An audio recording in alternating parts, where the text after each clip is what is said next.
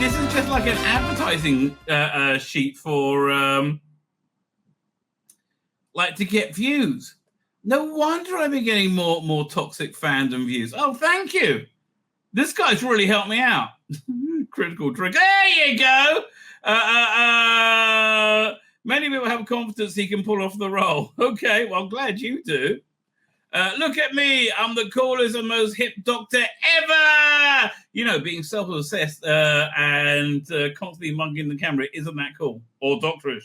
Another new trailer drops, and with it, confidence that Judy and Gatwa being able to pull off the role. Yeah, they don't like my thing. Oh, man. Excellent. Excellent. Thank you, Jedi Sith Master. Right? Do I get to... Oh, I got quotes there. Oh, fuck me. Yes. You don't make yourself and constantly bugging the cameras and doctors. The guy who made this has watched the 10th Doctor, right? Oh, this guy...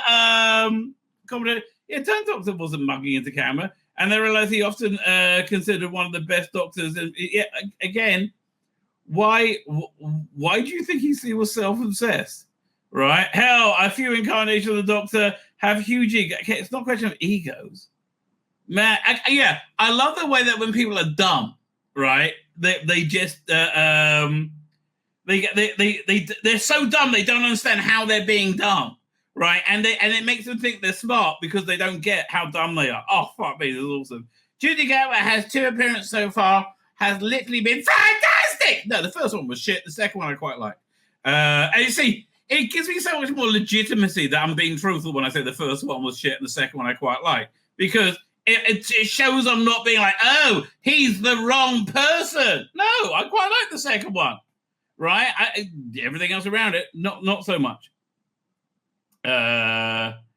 Big Red is supremely Doctor. Again, these kids who know nothing about Doctor Who.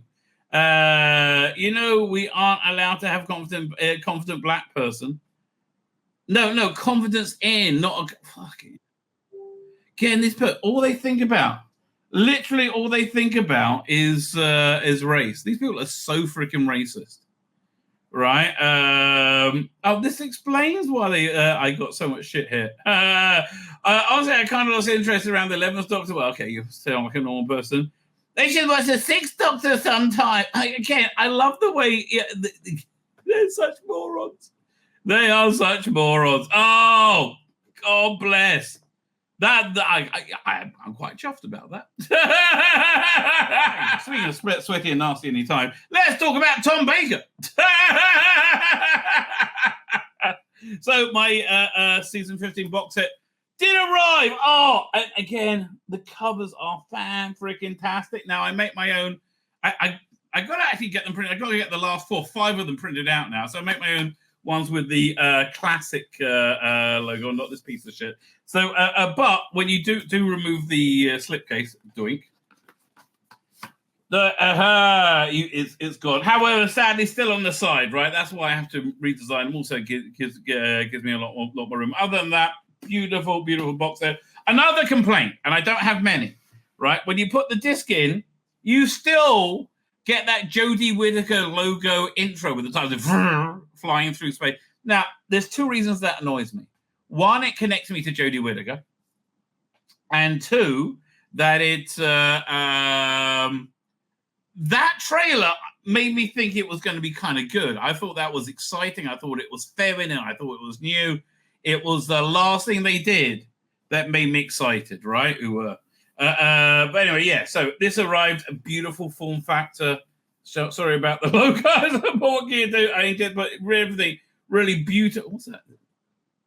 That's from that'd be Underworld, right? There's so many elements in it, visual elements that just make this a delight, right? An absolute delight. So you open it up and you get this. Oh, again, I like this. For me, who is a graphic designer, I think this is a beautiful, beautiful piece of work.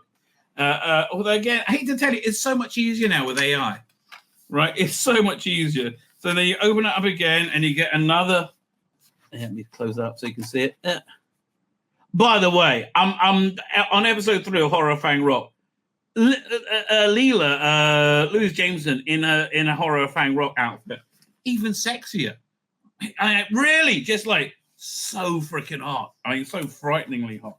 So, when you finish opening up, you get this booklet of, I will look through it. This is stuff you can buy.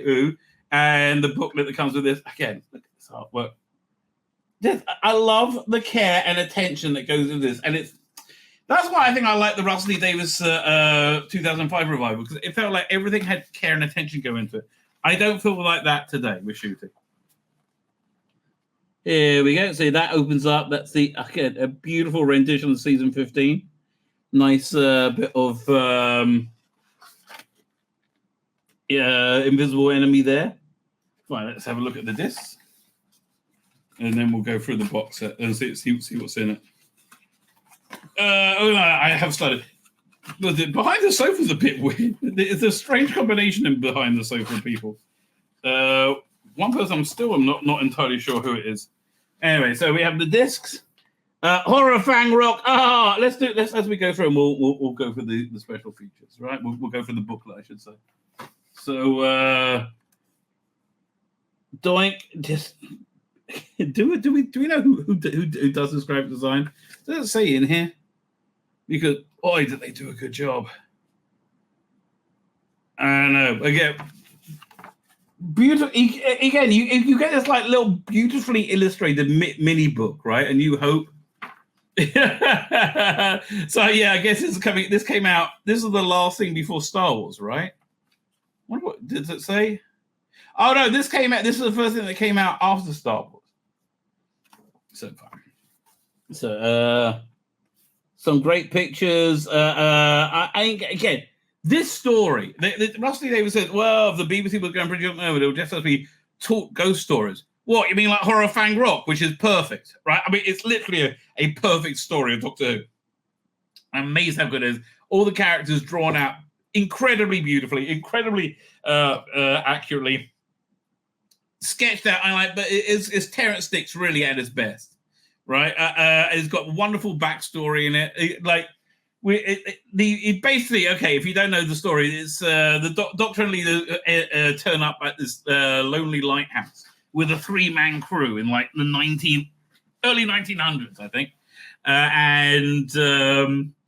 Essentially there's a crashed spaceship next to it, which turns out to have a Rutan in it that menaces this lighthouse. There's also a ship of posh people, which has their own incredible backstory that crashes on. So it's really a base under siege as they're being menaced by this big green slimy ball of fear. Fine. So you have updated special effects. And yes, this is one of the things that need the updated special effects. The updated special effects really genuinely help this. I mean, like, you know, here, let me pull that up here 1 second.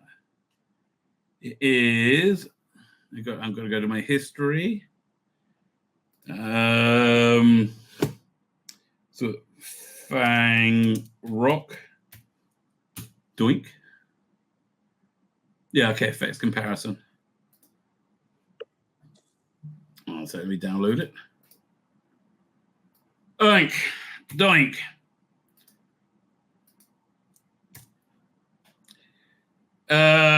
Thinking about it. Here, download. Here it comes. Oh, blimey, that was quick. That was quick. Share screen. Video file.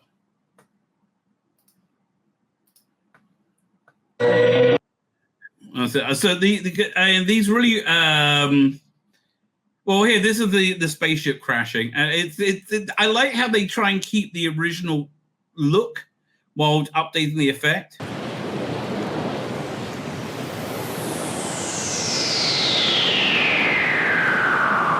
So yeah, so you can really like see the difference. Now the thing is, a lot of people go, sacrilege. For me, the 77 effect pulls me out of it, right? Whereas the current effect makes me it makes me feel like I'm. It doesn't pull me out the story. And these ones actually are reasonably pointless, right? I think the original Rutan view, right, was as good. This TARDIS materialization way better. Like, you have this very bad looking tiny model compared to this new CGI one. Much better. right? Where is it? But I want to show you the ship crashing. Oh my god, it's night and bloody day. I mean, it's night and night as it happens. So far, the only real problem I have with this story, and again, I haven't watched it for a few years, is the yeah, look, the 77 one is really kind of ropey. I mean, they did their best, but the 2024 one, again, you're not pulled out in the narrative. Yeah, you see what I mean? But yeah, so I think this is the worth of the price of the book. So, mate, Louise Jameson looks awesome, right? Just looks freaking awesome in her Horror Fang Rock outfit.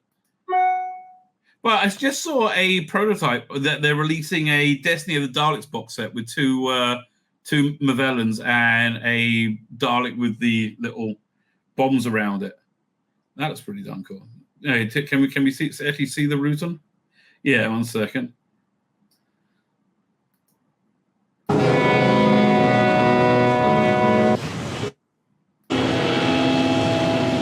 Yeah, I have to say, this one's okay. I didn't really need updating, but this feels more seamless.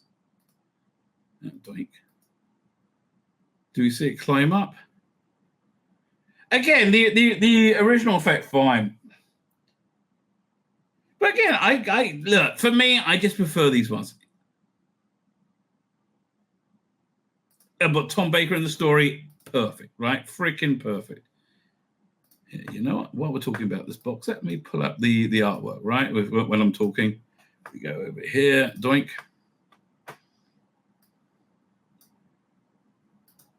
Oh, just thinking about it. Very good, Noble Savage. Fine share screen. Okay, so what we have on this one, and can I reiterate how fucked off I am that Doctor Who magazine has dumped itself down so much they won't put a breakdown of what's on these box sets. They used to have a beautiful breakdown. Now it's so you get the new effects, right? You got 5-1 sound. You have a commentary one. That's Louise Jameson, John Abbott, and writer Terence Dix. And new commentary is Tom Baker on part 2 and 4. That's interesting. Info text that's always on. Making a documentary. Yeah, this is new for the Blu-ray, right? I thought it was also on the DVD. I was wrong. And you can always tell when it's a new one because they start off with like drone footage, right?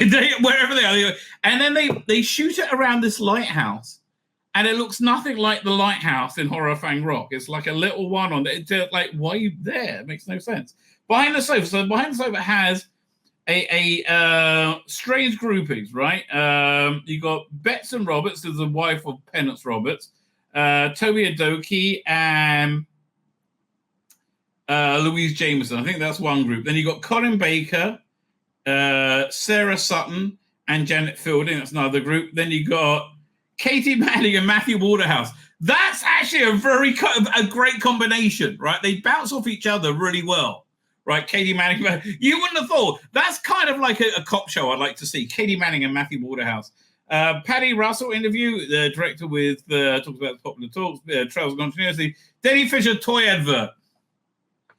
Wait a minute. Let me see that.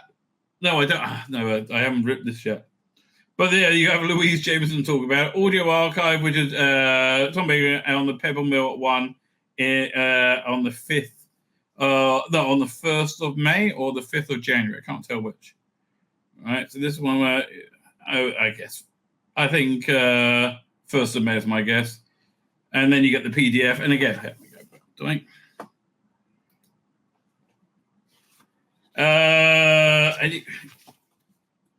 Yeah, again, the tragedy is this type of incredible artwork is much easier to produce now. It's so much easier. But again, the design on this is beautiful. It's a really lovely product, right? It's a genuinely lovely product. All right, and it goes on a little bit more. Fine. So next one here. Let's look at, we're on Invisible Enemy. Oops, sorry, my finger's over it. Again, a strong piece of graphic design, in my opinion. So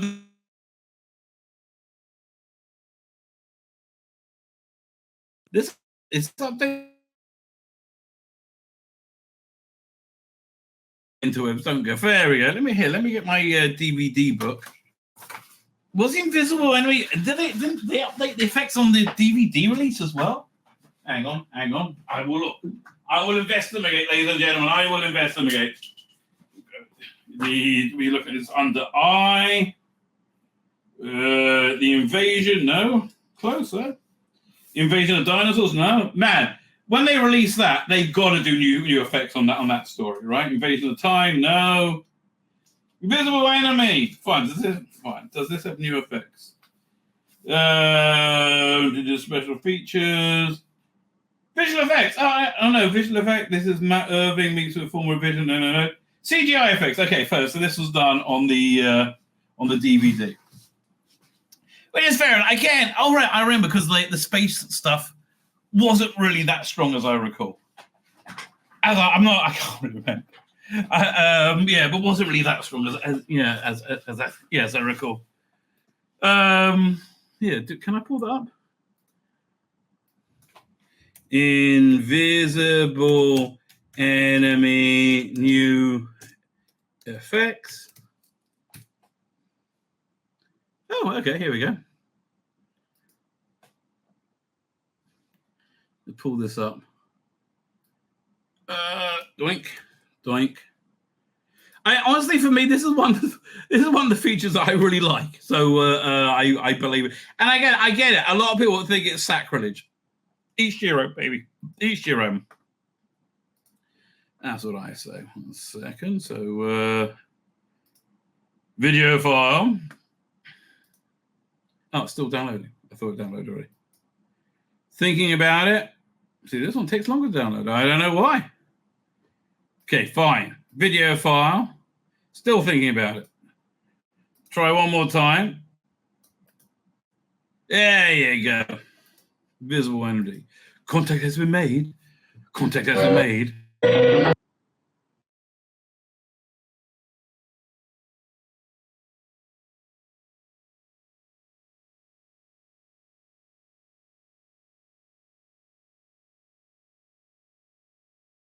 About it. Oh, we're back. There you go.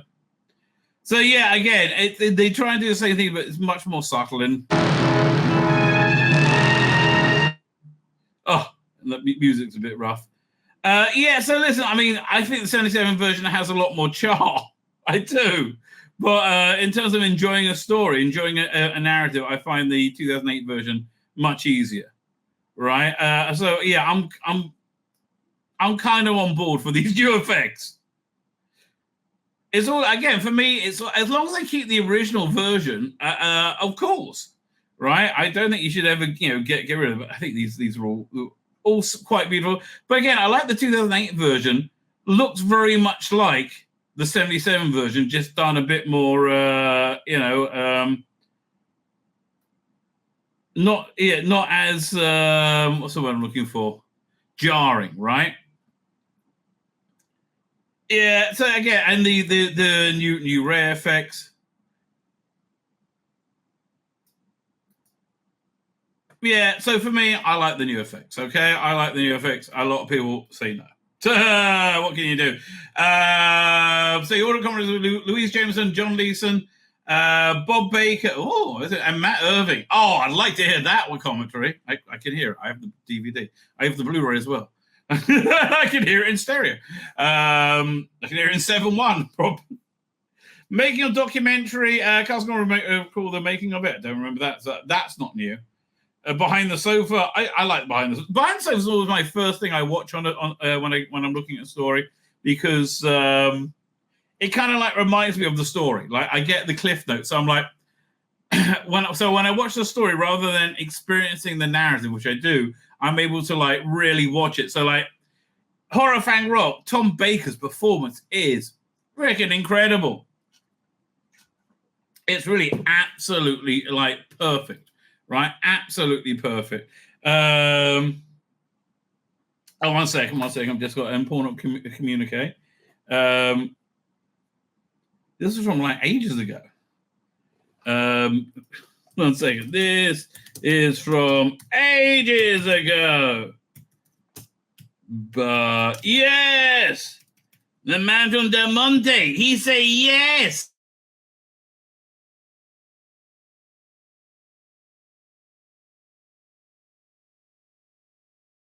Was my internet going down again? I don't know. Looks like it's still going. Looks like it's still working. Okay, fine. So that's Invisible Enemy. What else they got in there? Studio footage, behind the sofa, visual effects feature it. So that's the team discuss making Invisible Enemy. Anytime you have Matt Irving talk about effects, it's great, right? It really is fantastic. I love his knowledge and his enthusiasm. I love Matt Irving, right? And I've liked him more the more like great he's got, right? He's grown old with me. 50th Anniversary Archive has an interview with John Leeson. K9 appears on Blue Peter, Days of Doctor Who debut. Man, K9, I think, really helped Doctor Who in the same way the Daleks really helped Doctor Who. When Star Wars was taking over everything, K9 opinion is like, whoa. Photo gallery coming soon. PDF archive, right? All good stuff, baby. And again, the booklet, just sublime, absolutely sublime. 1 second. See, I like the stuff that makes getting a physical media worthwhile, right? Again, this little book. I wish this little booklet had a spine, right? That's the only way I'll make it like a coffee table book with it as well. That'll be a fantastic little revelation. Now, Emma Fendahl, the only one I ripped to my my computer thus far. Anyway, before we go vital, before we go on, I am not the only person who has purchased this box set. No, I am not, ladies and gentlemen.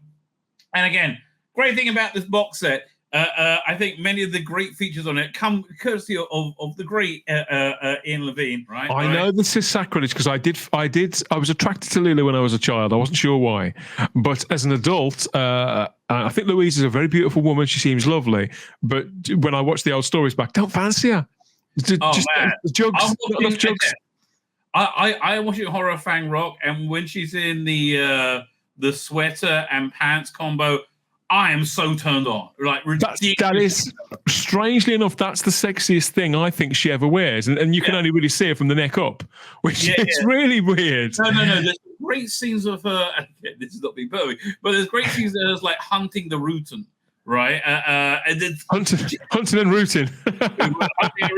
No, but she's got she's the great thing about Horror Fang Rock, it's interesting that Russell Davis recently said if just the BBC producer would have to talk ghost stories. I'm like, yes, oh my god, so much better than the shit you got whacking us in the face right now.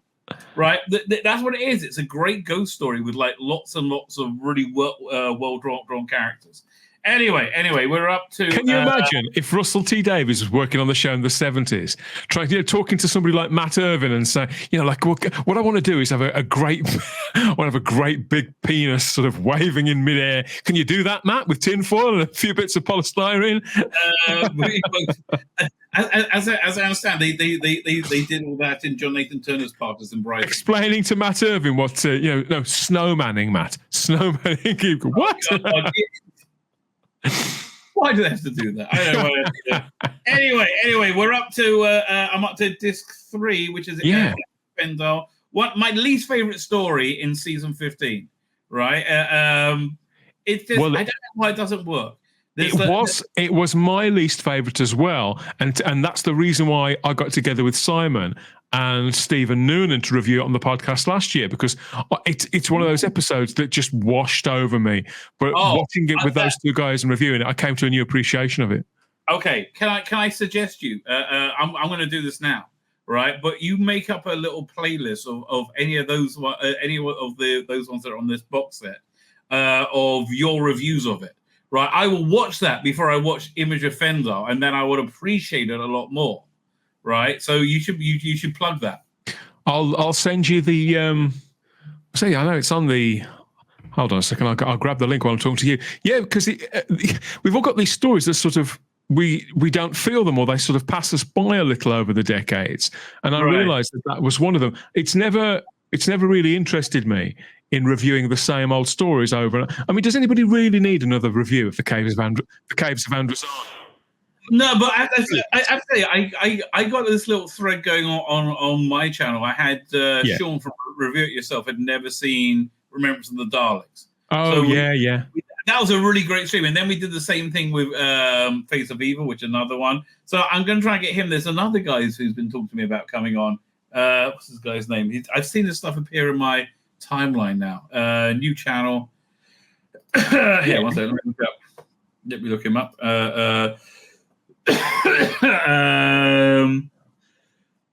Is this him? I think so. What's the name of the channel? Hang on. The Sense Sphere, right? Sense Sphere. So I'll get in contact. Oh, yes. Yeah, he's been in touch with me as well, sort of, yes. Right. So maybe we'll nice. Seems a nice fella. Here, let me put this in the chat. So anybody with the season 15 box set, wants to check out Image of Fendahl with much more appreciation? Fine. So we're up to. Where am I going? Hang on. We're over here. I mean, the very famous picture of Image of Fendahl. There you go. By the way, the Fendahls were much better when they appeared in Cawdor City. Which is a Chris Boucher verse, mixture of Doctor Who and here. Let me find the covers. They're an audio series starred Paul Darrow and who was it? Paul Darrow. I'm on the wrong thing. Hang on. I go here. Yeah. Let me just look in this folder. If I find it in this folder, it should be here quite quickly.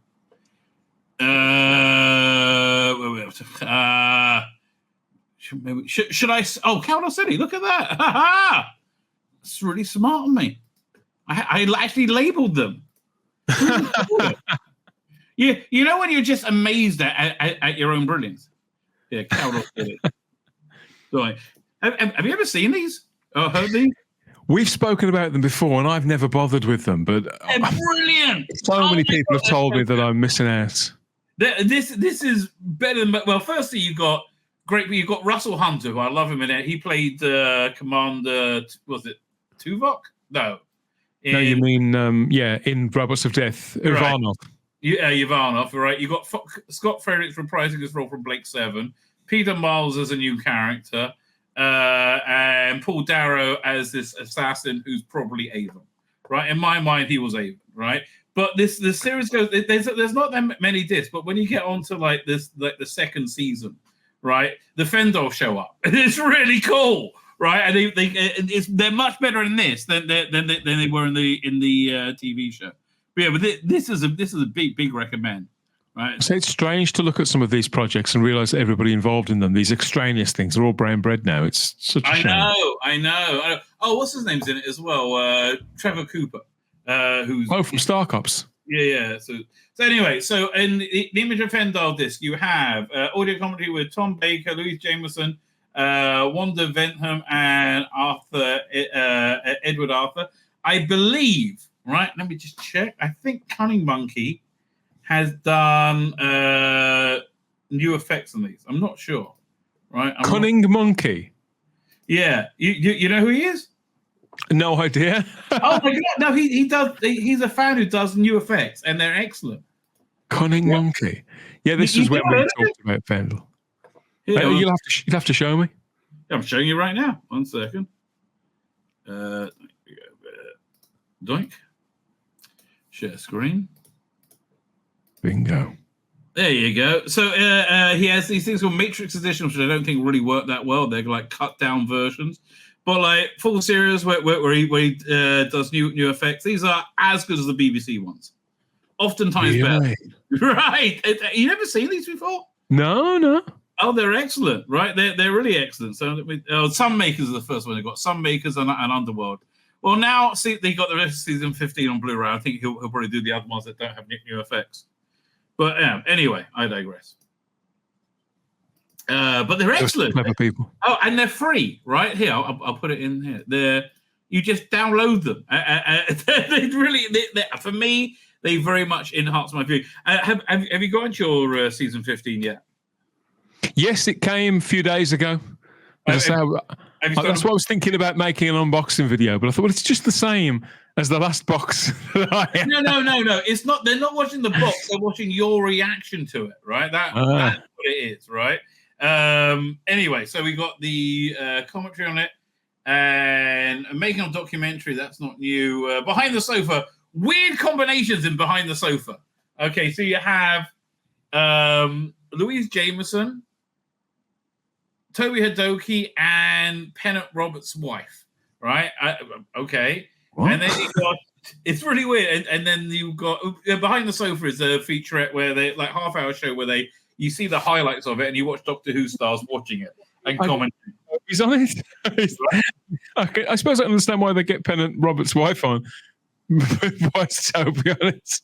It was just such a weird choice, right? And then you got Colin Baker, but with Sarah Sutton and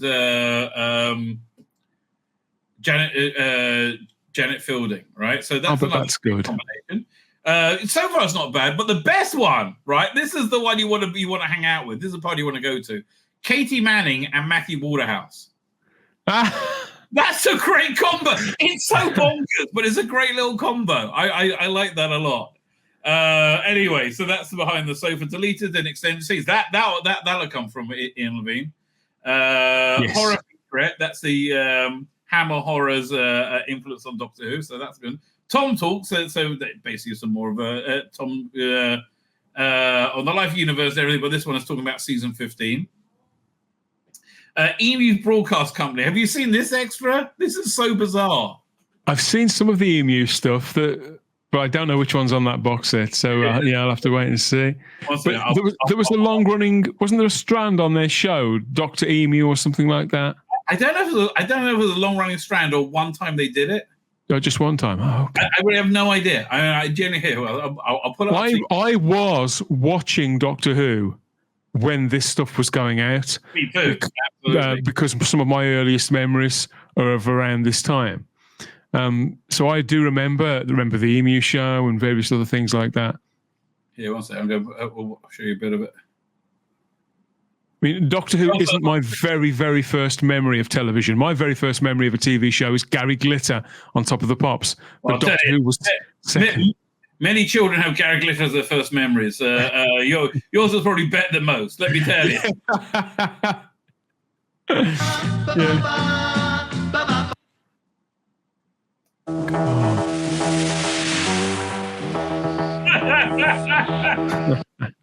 So yeah, I mean, like, who doesn't want a bit of? Oh, look at that!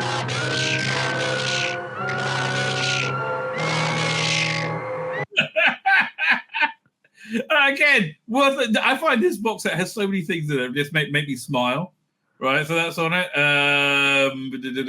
Coming soon, photo gallery and the PDF archive. So let's have a look at what I'll show you. The booklet. The booklet also beautifully designed, right? This beautifully designed booklet. To be honest, they always are. They're really nicely put together. They are. It's a very professional thing, and it's got this great original artwork they always make for it, which I really like. Right? It's it's really they really outdo themselves. Let me get to the next page, and again. Look, Louise Jameson. Once you run her through the Rabbi vision, she's a much better, right? But more ample. Yeah. I tell you, if I could do those glasses, Rabbi vision, you will. The world would be a fuller place. Yes, it would be, and more bouncy. Sun Makers. I remember about 15 years ago, I was watching this, and my son came in and needed my help. So I hit pause. And it was Lou Jameson on the screen, and you could just take that frame and frame it. She looked gorgeous, like perfect, right? Literally perfect. So then, after I came back, I would randomly freeze frame, and every frame in it, she looked just like stunning. It was really insane. It was very bizarre. So the ordering commentary on the Sun Makers are, then if you want the new effects, you go to Cunning Monkey. Hang on a second. This is where you go to get new effects. Totally worth it, right? I big recommend. And if you want to check him out first, you can go to his YouTube channel, and you'll see little bits of it. They're very good. Anyway, so then you got I'll go and look. Totally, yeah. It's really this is something that you should do a real feature on your channel. This is something that you could have a real conversation with, because these effects, they're again, generally speaking, they are excellent. See if we can track Cunning Monkey out of his tree or her tree. He wouldn't come on my channel because he's very, very progressive, right? And I'm probably evil incarnate. But your channel is more about open space. So Louise Jameson conversation. I didn't know they had that. Wow, that's a Matthew Sweet interview with Louise Jameson. That's awesome. Those are like some of the best interviews I've ever seen. Matthew Sweet, also a huge douchebag. Like, don't mention COVID to him. He'll start like rotating and screaming. Right.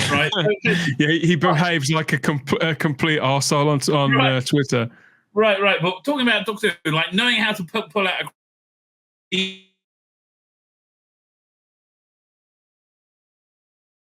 these interviews are artwork. 1 second, doink. There you go. And again, I love the Sun Makers. It's so clearly Robert Holmes having a rant because his tax bill was too high. And I like that someone's able to do that, right? Like, if you want to use Doctor Who as a platform, use it for that. Right, here 1 second. Next one is Underworld, the much maligned Underworld. Now, Underworld also, again, I never found it to be so awful. I found the blue screen, green screen stuff, blue screen stuff. I do struggle to get through that one. It's the Tom Baker story. I remember the very, very least. I sort of coast through it every time I try and watch it, but I will have to give it a proper relook. Let me see if I can find if Cunning Monkey's got. I think he has it on YouTube. Let me see if I can put. This is called Underworld, right? How do I search? Oh, Underworld. Underworld. I'm intrigued if it managed to fix the terrible CSO. Maybe. Wouldn't that be awesome? Here, 1 second. Download. He's got to be able to do something with that. I don't know. Listen, I would put so much money into these. I really just want to CGI the Garn out of what's it called again? What's that one with the lasers? What's that? You mean Terminus? Yeah, if I could CGI the Garn out and put a really great monster in instead, that would be so much better a story, right? It would be so much better story. You put the Candyman in. Yeah, but like, no, I mean, like, do a Garn-like villain or a monster, and here. So there we go. I do think that will make. Fine, so let's see if we can find the new effects.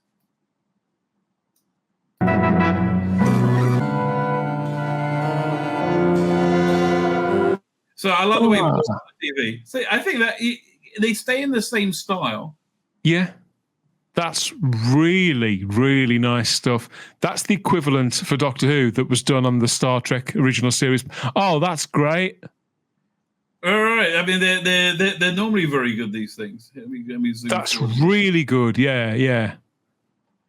And again, and he says, I don't understand why they don't do these on everything. He does this in his spare time, and he does a great job on them. I want to see if they have some of the CSO stuff. In that model is authentically 1970s. Yeah. I mean, I think he uses. Oh, here. So this is. Still pretty bad. I think he has improved it slightly where he can, though. Right. All right, but again, this will be the version when I review it. This will be the version I watch. It's probably improved it a bit. Okay, fine. So there you go. Wow. So, yeah, I'll have to go and get that. Looks great. And he does 1 second. Let me doink. Stop. There you go. And he does so many of them, right? I mean, and they're all really good. So, but he really runs the gambit, like Delta and the Bannerman. Delta and the Bannerman. You Wow, can't. okay. You can't fix Delta and the Bannerman, but he gives. Let's pull it up. Yeah, I am sold. Absolutely sold. Wait. Let me look up Delta and the Bannerman. I can't imagine there's that's like pouring perfume on a pig. I know you love Delta and the Bannerman. So I've just copied the link so I can go and look later. Yeah. Here, one second. Let me grab that. Because I guess you've got to really CGI out the little girl and probably the mother. That was awful. Replace the mother with Barbara Windsor, somebody like that. That'd be fantastic. Like face swap them into somebody. That why not? It'll be way better. Here, 1 second, it's coming. She cried. Fine. So anyway, so Underworld that has in it. Well, this is downloading. Audio comedy with Tom Baker, Louise Jameson, Bob Baker. He wrote 2 stories that season. I didn't realize. Right here, it's downloaded. He wrote Underworld alone, didn't he? Without Dave Martin, whereas Invisible Enemy was the pair of them. There you go. Delta and the Bannerman. Let's see with new effects. See what that. Do they fix the bus scene? Oh, This is a bit better, right there. Looks the same to me. Oh, no. The guns are different, but also the background I think is slightly better. Okay, but do they have the bit with the TARDIS and the bus? Because if they do, I'm very impressed. Right? This is my Empire Strikes Back now. This story. This is definitely improved. Yeah, the debris at the front of the screen is different, isn't it? I don't know. Oh, there you go. That's cool. Where they go to the toll booth. 1 second. Navarinas. There you go. That's better. So they're looking for her. Oh, okay. That's the satellite being launched.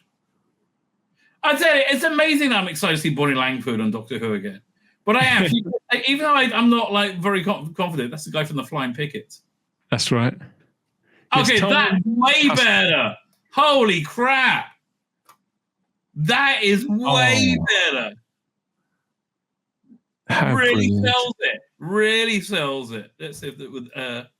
Because that's the weakest. With that story, this part, really. Excellent. Oh, this is awesome. Okay, It makes the whole production so much better. So funky.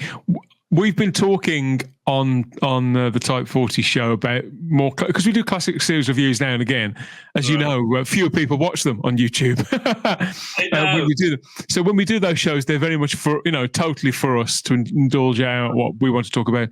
And the others have been saying to me, "You've got to talk about Delta and the Bannerman." Well, you love it so much. So I think if we do, we'll probably look at that version. Yeah, absolutely. Wait a minute, do they have one that's cut down? Because he does these cut down versions called the Matrix editions. That actually might be I've always said Delta and Bannerman even better. Is a 45-minute story. It's not an agonizing 45-minute story. Let's have a look. 1 second, just going through it now. No, it's just on season 10. Season 9, I should say. Nothing past that. Where he recuts them into like modern length. Yeah, it's not really. Anyway, Underworld. So what's in Underworld? You got the making of your documentary with Jonathan Newith, who plays Orpha. I can't remember. Norman Tippen, Bob Baker, Dave One. Oh no, they both wrote this one apparently. Anthony Reed, designer Dick Coles, video effects designer AJ Mitchell. He'll be interesting to hear on it. Then behind the sofa, studio footage. Doctor Who exhibition rushes. Ooh, that sounds good. That sounds really good. Yeah. The Trails of Continuity. Coming soon. Invasion of Time. Photo gallery. Here, I'll show you the new artwork they had made for it. Hang on 1 second. Doink. There we go. Way. That's really good. Again, just because I know this is from a graphic designer, And it's such a pleasure to look at. I am so mad that they removed the feature in Doctor Who magazine where they go through what's on these sets. It's so stupid they removed it. I have no idea. They just don't bother doing it anymore. Yeah. And yet these are the one items of Doctor Who merchandise that sell like gangbusters every time. I just, it feels like Jason Quinn, the new editor, is like on sabbatical from Razzle magazine, right? That's how it feels like to me. Fine. So Invasion of Time has an updated effect. That's from the DVD release. So, and you have a commentary with Louise Jameson, John Leeson, Anthony Reid, and Matt Irving. And then you got another commentary with Tom Baker on episodes 4 and 6. I reckon that's probably with Toby Hidoki, right? He normally is there to pull people out, to moderate, adjudicate. Right. So making of, that's from the DVD release. It's got in it Andred. How Leela ends up with Andred? That's just that's more stupid than Perry with Ikanos, right? To see Leela sort of walking off with that soy boy. Yeah, it was ridiculous. Like, I would understand. She needed like a Conan. She was like a Frank Frazetta painting, right? It's like seeing Sydney Sweeney hook up with Owen Jones. It's just not going to happen. Oh God! I nearly lost my erection. That was terrible. So deleted scenes behind the sofa. Rise and Fall of Gallifrey, exploring the history of the Time Lords. Is that new? Yeah, 1 second. Now I've got to look at my DVD books if that's new. That's the thing. I forget what's new and what isn't when I read through these things now. So I have this thing which is excellent. Turn the camera back on. Do I? The classic compendium. It really is excellent. It's excellent if you're like weirdo who need to know about these things. So we do Invasion of Time. 1 second. Invasion of Dinosaurs. Invasion of Time. Was there 1 or 2 versions of that they put out? I can't remember. Let's have a look. Fine. Invasion of Time. So we're looking disc 1. Had on it. New CG effects. And then, disc 2 was Out of Time. Making of it, delete the scene. Rise and Fall of Gallifrey. So it's not new. It's only 10 minutes long as well. Okay, now I know. Only with Doctor Who can we get a book that's a guide to the DVD special features. Yes. Well, they're so necessary. The elusive David Agnew, Terence Dix, and Anthony Reid shed light on the pseudonym used for story of the Graham Williams era. Scene Around 6. What's that? A compilation of film footage of Tom Baker on a promotional tour of Ireland. The Final Battle. Louise Jameson returns as leader for a special. Oh yeah, fine. That was the cool. A Pete Matigue, a special movie by Pete Matigue. Doctor Who stories. This is from the DVD. Louise Jameson discusses her time on the program. Trials and Continuities Easter egg with visual effects. Colin Mapton. I have no idea what that is. Photo gallery PDF coming soon. Fine. Let's have a look at the rest of the stuff in the book. Oh, beautiful piece of artwork over here. 1 second. And then we'll finish looking at the box. Oh, things on one. And as I say, the weird thing is, it's like with AI, it's so much easier to make these images now, right? Which is like, I can understand people being upset, but look, it's the future. It's where we are now. Like these sort of kind of commercial images. It's look, if you want to learn, you know, it's like we're moving into Star Trek, right? Star Trek Next Generation, where they had like they had like the theater group on the ship, that sort of stuff, where they could all like do all this stuff. That's what, if you want to be an artist, that's what you need to do now, right? There's new tools, new skills to. But I'm saying like people are like, oh, we're gonna forget. No, people will still do it. Fine. So we got I'm still going over this stuff. We got what's his name? Castellan. Oh, yeah. It's really weird that Invasion of Time is a sequel to Deadly Assassin, and like it so like cries out for Robert Holmes to write it, but they couldn't do it. So the bonus disc we have. Let's have a look. We got Graham Williams documentary. I'm looking forward to that. It's new. Panopticon Archive. Louise Jameson, John Leeson, 50th Anniversary Archive, MonsterCon 2, that's from 86, with Louise Jameson. They really didn't have anything much to put on this, apparently. Audio Archive, something from Bristol, and there you go. Just trying to see if there's any... and then the back of this is... Here, 1 second. Oh, the promotional postcards. Right. So here, let's finish going over what the disc looks like. We looked at Horror Fang Rock. This is the disc 4. Invisible Enemy. Bit of canine action. Hardcore canine action. Even better. Image of Fendahl. And I honestly, this season is when I think Tom Baker reached his heights in season 14. That's a beautiful one. Yeah. Tom Baker reached his heights in season 14. And they all knew what he was doing so well that he really carried this season. Right. Also, you had a lot of good acting talent, right? It was a difficult time for the show, that was, because you'd got, Mary Whitehouse had, she'd got her way, really, and what Hinchcliffe had gone, Williams had come in. The show was under a certain degree of pressure.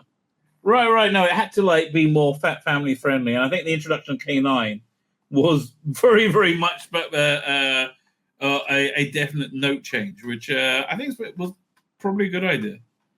1 second. I mean, Stephen Noonan always says, R.I.P. Doctor Who, 1963 to 1977. Well, look, people freaked out about the Deadly Assassin, right? And then you get the what you have inside the box. How beautifully this is made, right? I mean, it's crazy, right? There's so much care and attention that goes into this product, which I don't see in many other products. However, I did see. No. What's the called again? Character Options about to do a Destiny of the Daleks set where you get two Movellans. Did you see that flying around? I did see that, and I think I'm going to have to. This is the thing. They announce a set. I see it. I want it. I go, well, I'll have to try and get that, and then I never see it anywhere. And then somebody's got it on eBay for 60 quid. You think, Yeah, exactly. I know you have to get it when they first come out. Otherwise, go. What appeals to you more, the Movellans or the Dalek with the bombs on it, or both? Both. So I already got the Dalek with the bombs on it, but I like those together. They are a formative part of my childhood. I used to draw Movellans and those Daleks, cut them out, and sellotape them to my bedroom wall as if they were fighting a battle, and move them around. Again, they were such great design, right? They were such an absolutely great design that was. Is that a website exclusive, or are they going into stores? That probably. Who knows? Again, this was just. I'll go check it out in a bit. Yeah. Yeah. Let me look on Twitter. I personally think that and Al Duar seems like a nice fella, and I know that he's a massive fan, and he's trying to do his best for the fan base. But the way they're running that line is a frigging joke. Well, I think they're doing their best, right? Oh, here it is. That's the worrying thing. I think they're doing their best as well, but this is Doctor Who. It's not Starcop's figures. This is Doctor Who. Doctor Who's not what Doctor Who was anymore. Here, I just got some pictures of it. Here, I'll pull it up in a second. But Doctor Who's not what Doctor Who. Doctor Who is markedly different. Now, again, it was really good, that last stream I did. I had to pull up the clips of Shooty and Millie singing, right? And that was the first time I got enthused about this new era in a long time, right? When I actually saw what they were putting on, when I saw what they put on the screen rather than what they talk about off the screen, which you talk about a lot. You've got to just ignore everything they're doing off screen. I'm afraid so. Yeah, right. It's very difficult. I mean, that's fabulous, isn't it? That's Tony Sober and Suzanne Danielle. Yeah. Yeah. I mean, I'm very tempted for this as well. I really love these. Right. Ruins of Skaro figure set. I wonder how much it's going to be. Yeah, £259. Well, I was the same with that Blake 7 production, season 1 book, which I wanted, but was like, by the time it was like £100 by the time I was done. Yeah, it's It's I know one of the guys who puts those together. Well, it's partly my fault that he's doing that. So I know the guy who's doing it, and I can't afford that at Christmas when I'm buying from my children and stuff. I've got to buy myself this 60, 70 quid Blake 7 book. People are going to look at me gone out. But it's such a nice book. The cost of everything is just going up and up and up and up and up. It's crazy. Yeah. Like the new Dark Gallifrey thing came out yesterday. I haven't listened to it yet. And here's the weird thing, though. I'm listening to the new Colin Baker disc with the box set, I think, with and I'm forcing myself through it, right? Which is some of the Quinn Dilemma. Yeah, the Quinn Dilemma, and I'm just like really forcing myself to get through it. I keep thinking I'd much rather be listening to the One Doctor. Like that's really the overwhelming feeling I have, or any of the older Big Finish stuff, right? But I don't think it's working out that great, quite frankly.